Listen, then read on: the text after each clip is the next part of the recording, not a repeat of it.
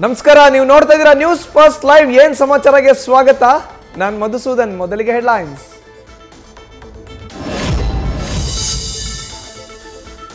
ಧರ್ಮಸ್ಥಳದಲ್ಲಿ ಎಂಬಿಬಿಎಸ್ ವಿದ್ಯಾರ್ಥಿನಿ ಅನನ್ಯಾ ಭಟ್ ನಾಪತ್ತೆ ಪ್ರಕರಣ. ಎಸ್ಐಟಿಗೆ ಪ್ರಕರಣ ವರ್ಗಾವಣೆ ಮಾಡಿ ಡಿಜಿಐಜಿಪಿ ಆದೇಶ.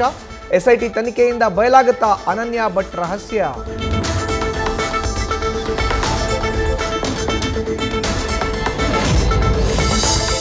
ಬಗೆದಷ್ಟು ಬಯಲಾಗ್ತಾ ಇದೆ ಸುಜಾತಾ ಭಟ್ ಕತೆ ಕಹಾನಿ.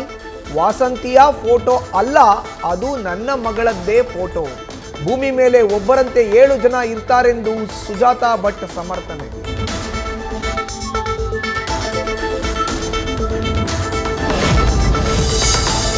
ಮಹೇಶ್ ಶೆಟ್ಟಿ ತಿಮ್ರೋಡಿ ವಿರುದ್ಧ ಎಸ್ಐಟಿಗೆ ದೂರು. 2018ರ ಕೊಲೆ ಕೇಸ್ನ ಮರು ತನಿಖೆ ನಡೆಸುವಂತೆ ಉಜ್ರೆ ನಿವಾಸಿ ಭಾಸ್ಕರ್ ನಾಯಕ್ ಆಗ್ರಹ. ದೂರು ಪಡೆದಿದ್ದು ತನಿಖೆ ಮಾಡೋದಾಗಿ ಹೇಳಿದ ಎಸ್ಐಟಿ.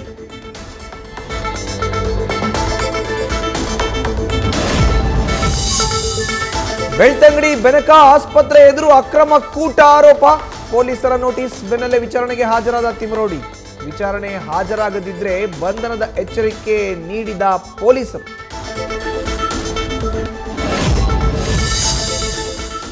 ಪರಿಷತ್ನಲ್ಲಿ ಮೋದಿ ಒಬ್ಬ ಫ್ರಾಡ್ ಎಂದ ಸಿಎಂ ರಾಜಕೀಯ ಕಾರ್ಯದರ್ಶಿ. ನಾಜೀರ್ ಅಹಮದ್ ಕ್ಷಮೆಯಾಚನೆಗೆ ಬಿಜೆಪಿ ಪರಿಷತ್ ಸದಸ್ಯರು ಪಟ್ಟು. ಸಭಾಪತಿ ಎಚ್ಚರಿಕೆ ನೀಡಿದ್ರು, ಮತ್ತೆ ಪ್ರಧಾನಿಯನ್ನು ಫ್ರಾಡ್ ಎಂದ ಕೈ ಸದಸ್ಯ.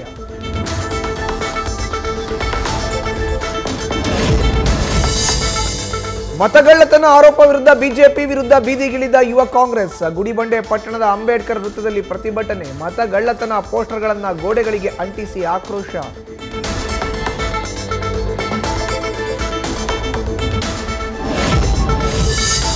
ಹಾಳಾದ ರಸ್ತೆಯನ್ನು ಸರಿಪಡಿಸುವಂತೆ ಒತ್ತಾಯ.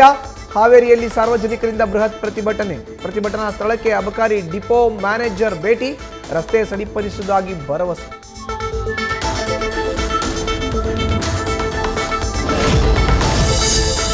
ಬೆಳಗಾವಿಯಲ್ಲಿ ಧಾರಾಕಾರ ಮಳೆಯಿಂದಾಗಿ ಭಾರೀ ಅವಾಂತರ. ನಗರದ ಕ್ಲಬ್ ರಸ್ತೆಯಲ್ಲಿ ಧರೆಗುರುಳಿದ ಬೃಹತ್ ಮರ. ತಪ್ಪಿದ ಅನಾಹುತ. ಅರಣ್ಯ ಇಲಾಖೆ ಸಿಬ್ಬಂದಿಯಿಂದ ಮರ ತೆರವು.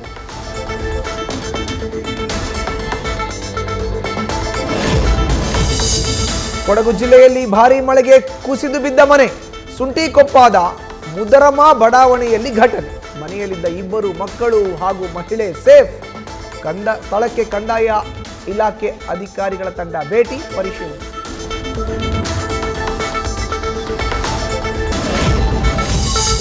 ಎನ್ಡಿಎ ಉಪರಾಷ್ಟ್ರಪತಿ ಅಭ್ಯರ್ಥಿ ರಾಧಾಕೃಷ್ಣನ್ ನಾಮಪತ್ರ ಸಲ್ಲಿಕೆ.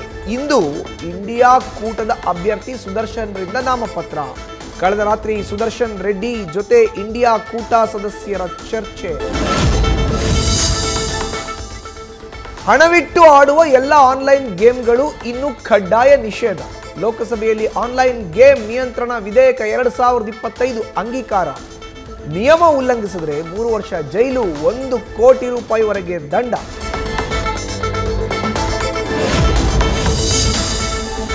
ಗುಜರಾತ್ನ ವಲ್ಸದ್ ಜಿಲ್ಲೆಯಲ್ಲಿ ಭಾರೀ ದುರಂತ. ಪ್ರವಾಹದ ನೀರಲ್ಲಿ ಸಿಲುಕಿ ಕೊಚ್ಚಿ ಹೋದ ಕಾರು ಚಾಲಕನ ರಕ್ಷಣೆ. ನಾಪತ್ತೆಯಾಗಿರುವ 3ವರಿಗಾಗಿ ಎನ್ಡಿಆರ್ಎಫ್ ಶೋಧ.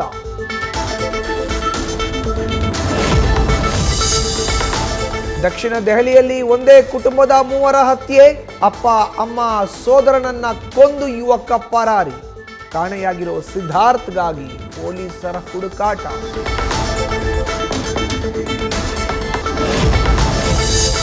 ಅಮೆರಿಕ ಅಧ್ಯಕ್ಷರ ಹೆಚ್ಚುವರಿ ಸುಂಕ ಬೆದರಿಕೆಗೂ Bharat don't care. September October ತಿಂಗಳ ತೈಲಕ್ಕೆ ರಷ್ಯಾ ಬಳಿ ಭಾರತ ಬೇಡಿಕೆ. ತೈಲ ದರದಲ್ಲಿ ಭಾರತಕ್ಕೆ ಹೆಚ್ಚುವರಿ 5% ರಿಯಾಯಿತಿ ಘೋಷಿಸಿದ ರಷ್ಯಾ ಕಂಪನಿಗಳು.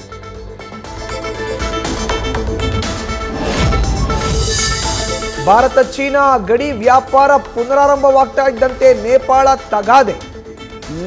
ಲೇಕು ಪ್ರದೇಶವು ನೇಪಾಳದ ಗಡಿ ಭಾಗವೆಂದ ಸರ್ಕಾರದ ವಾದ. ನೇಪಾಳದ ವಾದ ಸತ್ಯಕ್ಕೆ ದೂರ, ಆಧಾರ ರಹಿತ ಎಂದು ಭಾರತ ತಿರುಗೇಟು. ಆಯಿಲ್ ಟ್ರಕ್ಗೆ ಡಿಕ್ಕಿಯಾಗಿ ರಸ್ತೆಯಲ್ಲಿ ಹೊತ್ತಿ ಉರಿದ ಬಸ್. ಅಫ್ಘಾನಿಸ್ತಾನದ ಹೆರಾತ್ ನಗರದಲ್ಲಿ ಘನಘೋರ ದುರಂತ. ಮೃತರ ಸಂಖ್ಯೆ 78ಕ್ಕೆ ಏರಿಕೆ. ಹಲವರಿಗೆ ಗಾಯ. ಆಸ್ಪತ್ರೆಗೆ ದಾಖಲು.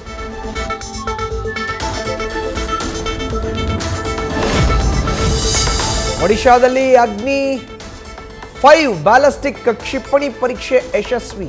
5,000 ಕಿಲೋಮೀಟರ್ ವ್ಯಾಪ್ತಿ, ಶಬ್ದಕ್ಕಿಂತ 24 ಪಟ್ಟು ವೇಗದ ಖಂಡಾಂತರ ಕ್ಷಿಪಣಿ. ಬಹು ಗುರಿಗಳನ್ನು ಏಕಕಾಲದಲ್ಲಿ ತಲುಪಬಲ್ಲ ಸಾಮರ್ಥ್ಯವಿರುವ ಅಗ್ನಿ 5. ನ್ಯೂಸ್ ಫಸ್ಟ್ ನಿರ್ಭೀತಿಯಿಂದ ನಿಮ್ಮ ಪರವಾಗಿ.